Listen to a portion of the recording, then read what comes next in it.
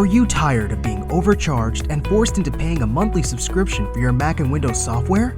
Well, if you are, currently we're having a 50% off discount on all the latest Mac and Windows software, such as AutoCAD, SolidWorks, Photoshop, Microsoft Office, and much more. Our 50% off discount will be ending soon. So be sure to text Ready to Buy, that's Ready to Buy, to the number on the screen. Starting pricing for low-end software, $100. And starting pricing for high-end software, $500. We aim to please, so expect 24/7 technical support, the latest premium software, instant software links delivered to your email, and PayPal's buyer's protection guarantee.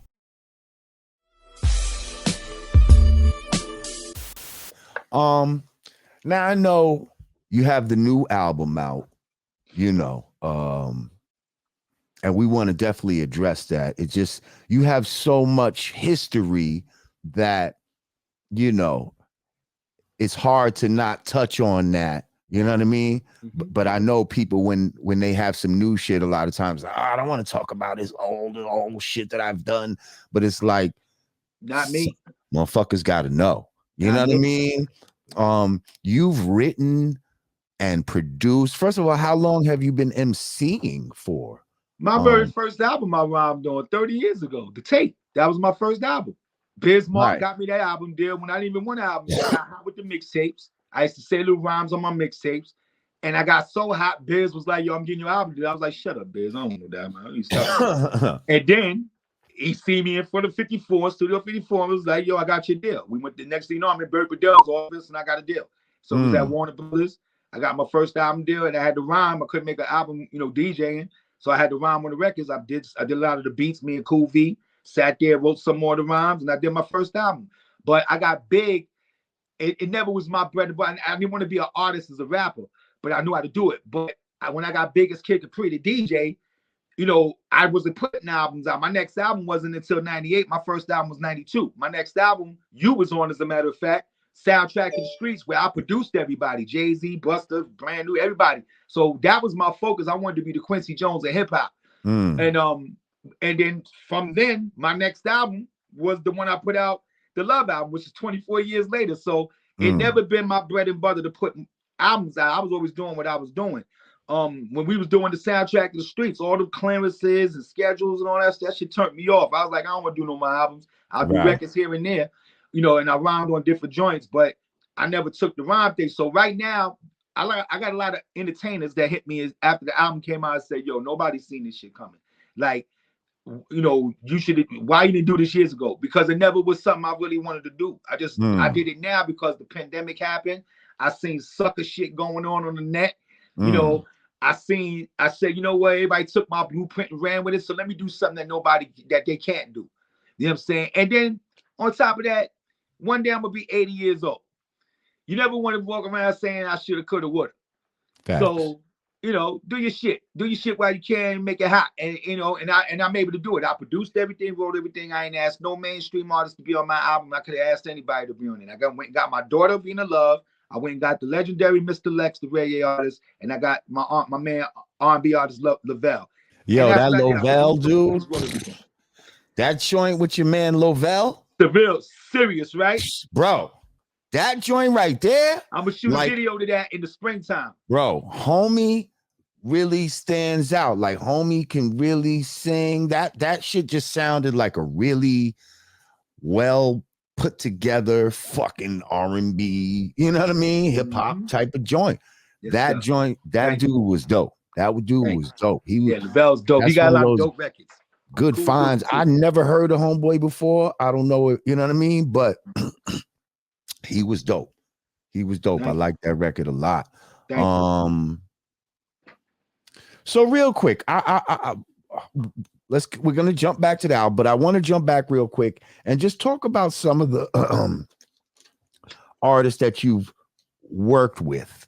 Let's see. When I look through your Wikipedia, it says that you've produced tracks for Snoop Dogg, Jay-Z, Madonna, Heavy D, 50 Cent, just to name a few. The hell do you do with Madonna? Madonna called me. I was doing a television show called Master of the Mix. It was a DJ show. And she was doing her MDA album. And the people that was Smirnoff was back in my show, and they were doing her MDNA album. And she heard that I was on the show. She said, "Oh, I want Kid Capri to produce one of my joints." So when I got the call, I was like, "Wait a minute, stop lying." You know, it was Madonna. I want you to produce my shit. I was like, "What?" Thank you, Andrew Ford. So I went and did Masterpiece for her. But the crazy shit is, she paid me a lot of money for Masterpiece. But then she paid me the same amount of money for a record that was with her, Nicki Minaj, that was already out.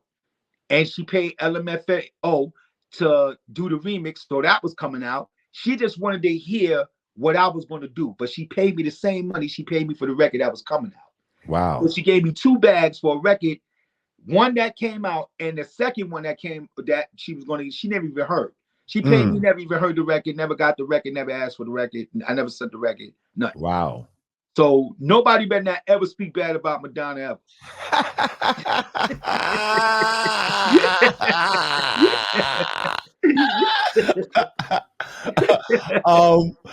And so the record that you did put out, you see royalties and shit on that record? Absolutely. Masterpiece. Oh my goodness. I know some. It was beautiful. What? Beautiful. Yep. What? Yep. Wow. Yep. Blessing. That's a blessing right there. Yes, so Heavy D, you produced shit for Heavy D, and you actually wrote maybe some of the verses, yes? I produced Nothing But Love for Heavy D. Ain't nothing but love for you, baby. Ain't nothing for love. Y'all know that joint right there. And it's not documented. It's not written down that I wrote half the song, because it wasn't really what's supposed to happen. What happened was we was in the studio. Matter of fact, that beat wasn't even for Hev. I gave him something different. And when we got in the studio, I didn't really like how he sounded on it, so I changed it with the M Games joint. And then he had caught a little block. He couldn't really figure out certain things, so I just started writing.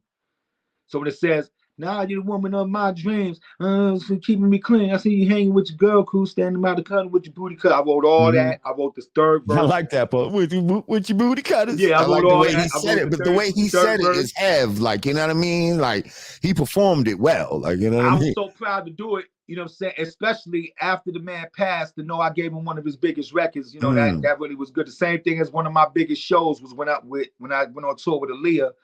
And we did the Garden. That was like probably my biggest show out of the 5 times I did the Garden. That show was like the biggest show I ever did because of the magnitude of what happened. And it was for Aaliyah. And after she passed, you know, that was my history.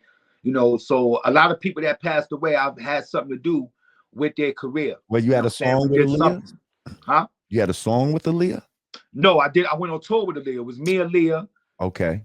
Drew Hill, Mary J. Blige, Genuine, and somebody else, and you know, and Mary, and I was helping Aaliyah because everybody that was on the show was more aggressive, and she had more of a dance show, so she came and got me to be the aggressive part. Right. So I would come out in the middle of her show for 15 minutes and do my set, and when we did the Garden, it was pandemonium, man. And then I brought Busta out after my set was out. I brought Busta out. Me and Busta, we did it, and then me and Busta still talk about it. We felt the wind from the people screaming at us on stage. I'm glad Busta was there to witness that shit, because if I'd have told somebody that, they would thought I had a big head. But he even says to me, "Yo, kid, do you remember what happened in the Garden when the people were screaming at us?" I was like, "Yeah, glad you was there." But it was a monumental moment for me. Felt the wind of the people screaming. That's crazy. Thank you, B41. Appreciate you. Yes, wow, that's crazy. Yeah, yeah. That's crazy.